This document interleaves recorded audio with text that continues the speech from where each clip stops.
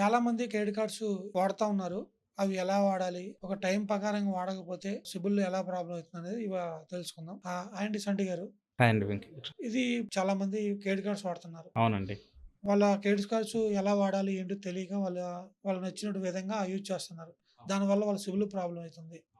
So, వాళ్ళకేదైనా loan అనేది emergency ఉన్నప్పుడు loan రాకపోవడం, దాని ద్వారా చాలా ఇబ్బంది పడుతున్నారు.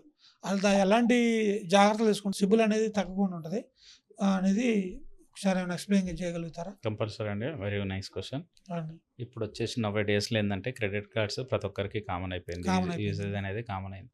ఇప్పుడు నేనేమంటానంటే ఫైనాన్షియల్ డిసిప్లిన్ తెలియని వాళ్ళు కంపల్సరీ క్రెడిట్ కార్డ్ అనేది తీసుకోకూడదు. ఓకే. ఎందుకంటే క్రెడిట్ కార్డ్ ఒకవేళ 1 డే మిస్ అయినా గానీ, మనం ఏమనుకుంటామంటే కార్డొచ్చింది.